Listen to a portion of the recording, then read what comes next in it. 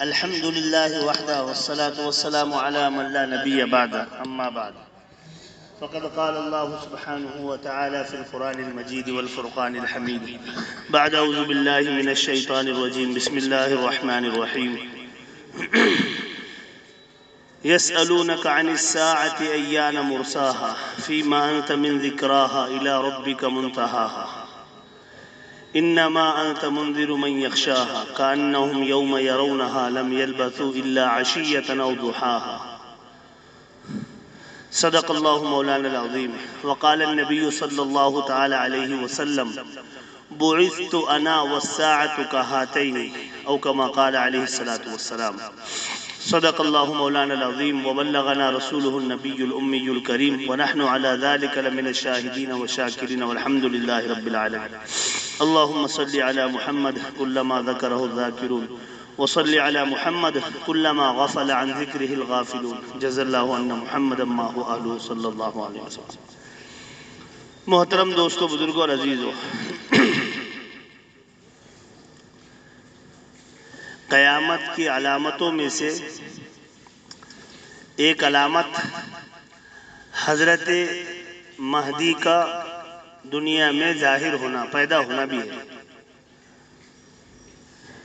چونکہ اس کے متعلق لوگ بہت زیادہ سوالات کرتے کہ حضرت مہدی کیا پیدا ہو چکے ہیں یا پھر کون ہیں، کب آئے گے. اس کے متعلق بہت زیادہ لوگوں میں تشویش ہوتی ہے. اس لیے اس موضوع پر کچھ عرض کرنا چاہیے. تو سب سے پہلے تو یہ سنیں کہ قیامت یہ تو اللہ تعالیٰ کا یقینی فیصلہ ہے اور ہمارے بنیادی عقیدوں میں سے ہے. بنیادی عقیدے تین ہیں: توحید، رسالت اور آخرت. یعنی قیامت کے بعد، مرنے کے بعد دوبارہ زندگی.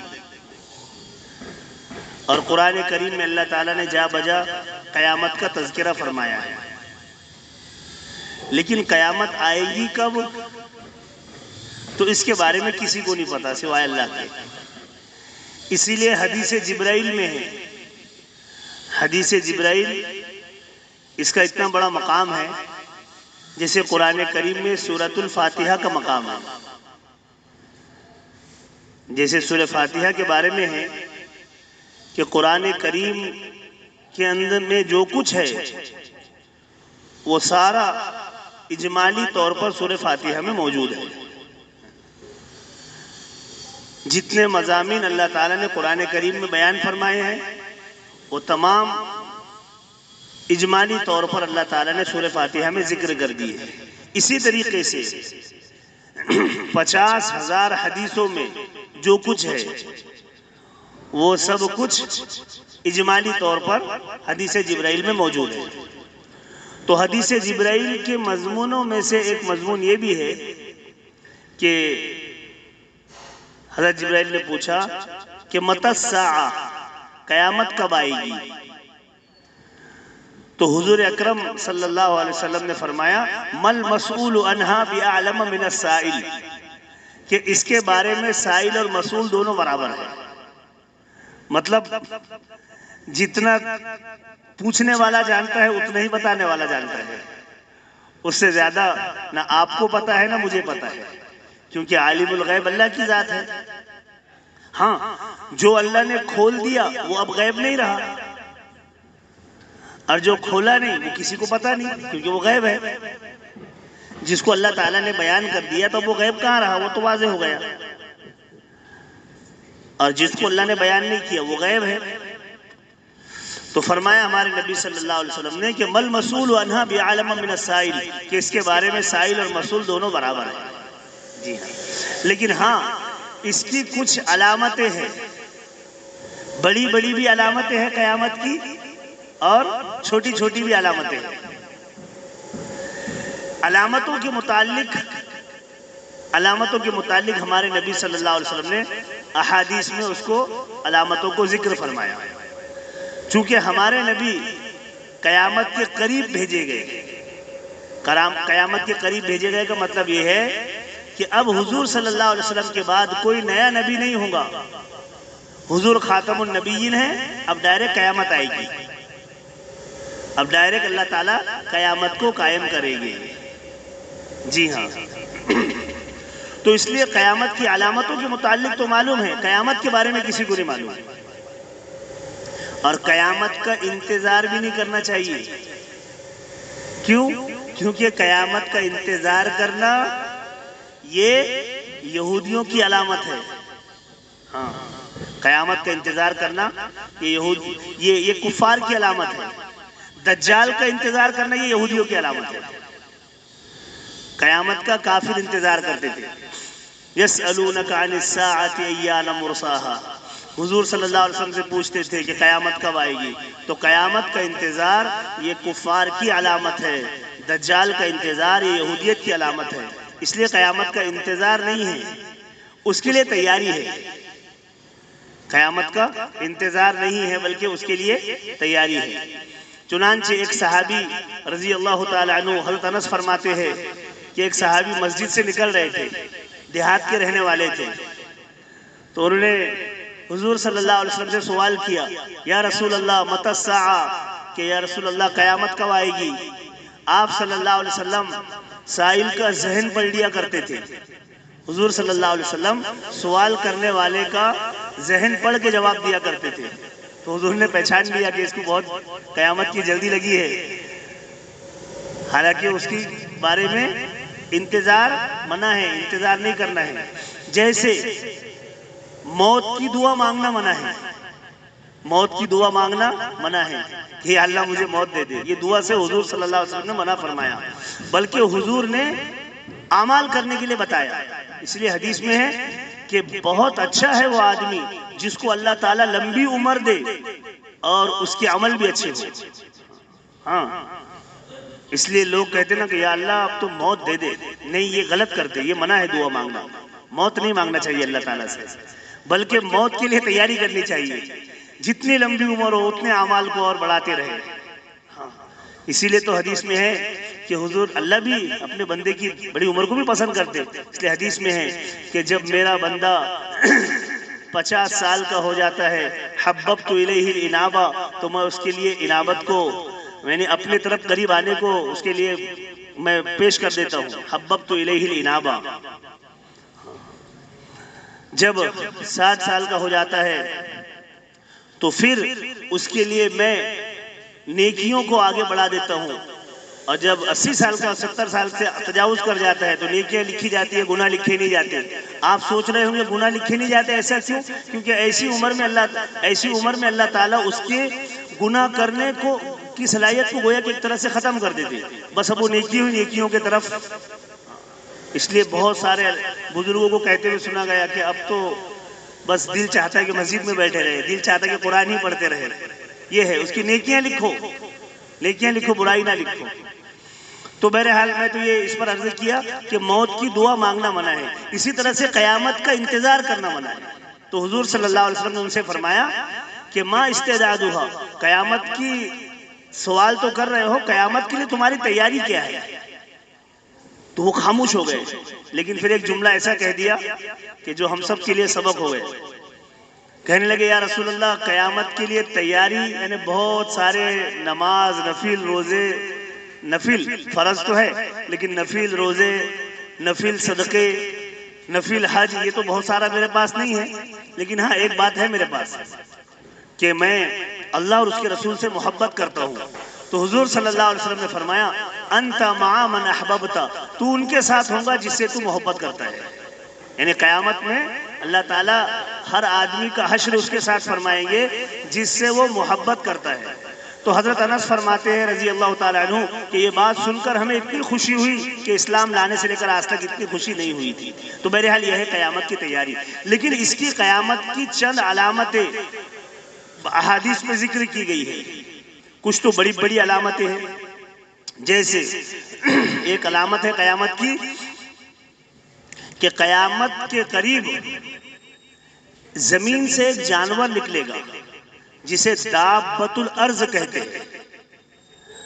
اخرجنا لہم دابۃ الارض، زمین سے ایک جانور نکلے گا جس کا نام دابۃ الارض ہوگا. دابہ کے معنی جانور، ارض کے معنی زمین، زمین سے نکلنے والا جانور دابۃ الارض. اب اس کی کیفیت کیا ہوگی وہ بہت لمبا ہے، اس کی علامت میں آپ کو بتا رہا ہوں. قیامت کی علامت میں سے ایک علامت یہ ہے کہ زمین سے ایک جانور نکلے گا. اسی طریقے سے قیامت کی علامتوں میں سے ایک علامت ہے خروج دجال. دجال نکلے گا. دجال پیدا تو ہو چکا لیکن دجال ابھی بندھا ہوا ہے. ابو داؤد شریف میں روایت ہے قیامت کے قریب اللہ تعالیٰ اس کو چھوڑ دیں گے اور پھر وہ زمین میں فساد برپا کرے گا. تو جیسے دابۃ الارض قیامت کی علامتوں میں سے ہے، اسی طریقے سے خروج دجال یہ بھی قیامت کی بڑی علامتوں میں سے ہے. اسی طریقے سے قیامت کی بڑی علامتوں میں سے ایک علامت ہے سورج کا مغرب کے جانب سے طلوع ہونا. ہمیشہ سورج کہاں سے نکلتا؟ مشرق سے. مسلم شریف میں روایت ہے کہ سورج روزانہ اللہ تعالیٰ سے اجازت مانگتا ہے کہ یا اللہ میں نکلوں. ہاں، یہ ساری مخلوق اللہ کے تابع ہے، اس لیے اللہ فرماتے اَأَنْتُمْ أَشَدُّ خَلْقًا أَمِ السَّمَاءُ بَنَاهَا. تم اللہ تعالیٰ سے زور آزمائی کرتے ہو، یعنی اللہ کی نافرمانی کرتے ہو. یہ بتاؤ زمین آسمان اس کو بنانا زیادہ مشکل ہے یا تم کو بنانا؟ اللہ فرماتے ہم نے تو ان کو بنا دیا اور یہ سارے اللہ کے قابو میں ہیں، ایک بھی اللہ کے قابو سے باہر نہیں ہے. ہاں، انسان کو اللہ نے تھوڑا اختیار دیا، اس لیے ہمیں بھی بے قابو نہیں ہونا چاہیے. تو سورج روزانہ اللہ سے اجازت مانگتا ہے کہ یا اللہ میں نکلوں. تو اللہ فرماتے ارجعی واطلعی من حیث طلعتی، کہ جا اور کل جہاں سے نکلا تھا وہیں سے نکل جا. یعنی کل تو مشرق سے نکلا تھا، مشرق سے ہی نکل جا.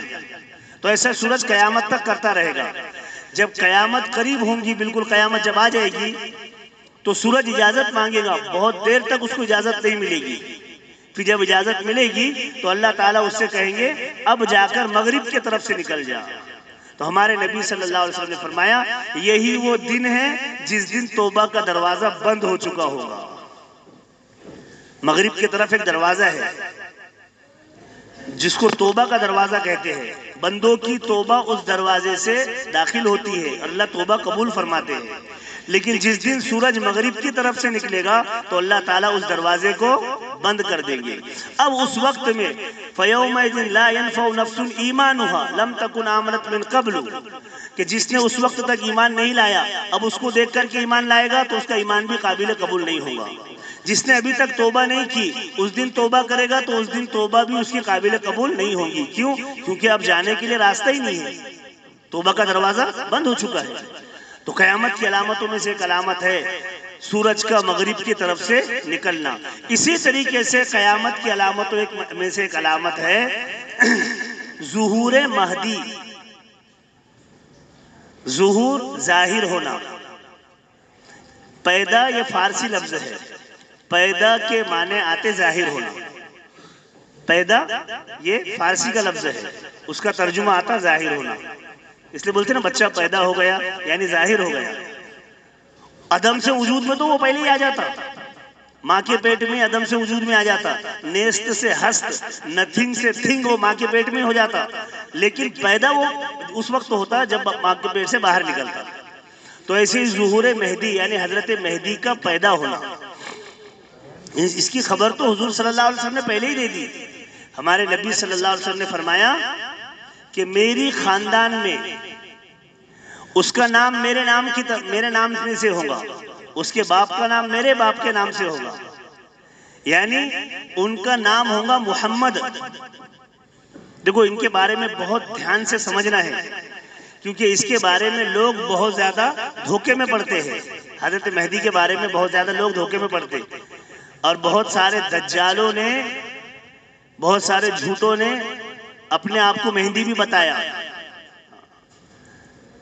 اور لوگ چونکہ علم نہ ہونے کی وجہ سے، معلومات نہ ہونے کی وجہ سے ان کے بہکاوے میں آ جاتے ہیں. جیسے قادیانی، یہ اپنے زمانے میں ایک فتنہ اٹھا تھا شکیل بن حنیف کا، یہ اپنے آپ کو مہدی بتاتے تھے.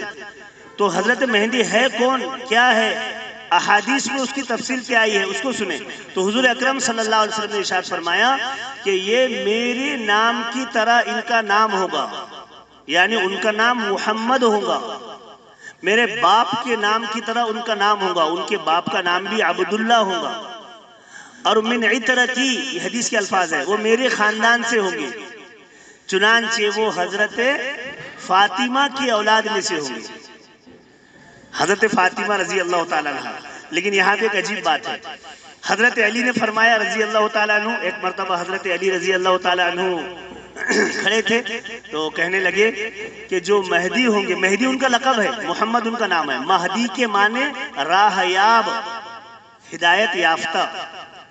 یہ لقب صرف ان کو ہی نہیں ملا، یہ لقب پہلے بھی ملا. جیسے حضرت معاویہ رضی اللہ تعالیٰ عنہ کو حضور نے فرمایا ہادین مہدیہ، حضرت مہدی کو بھی حضور صلی اللہ علیہ وسلم نے مہدی کا لقب دیا. ایسے خلفائے راشدین کو بھی لقب دیا، خلفائے راشدین المہدیین، راہیاب، یعنی جو بھٹکیں گے نہیں. اس لیے تو حدیث میں فرمایا کہ جس کو حضرت عبداللہ بن مسعود فرماتے جو اتباع کرنا چاہتا ہے مرنے والوں کی اتباع کرے، زندہ فتنے سے نہیں بچ سکتا. ہاں، زندے لوگوں پر فتنہ آ سکتا، اس لیے ہم کو لوٹنا پڑے گا صحابہ کی طرف.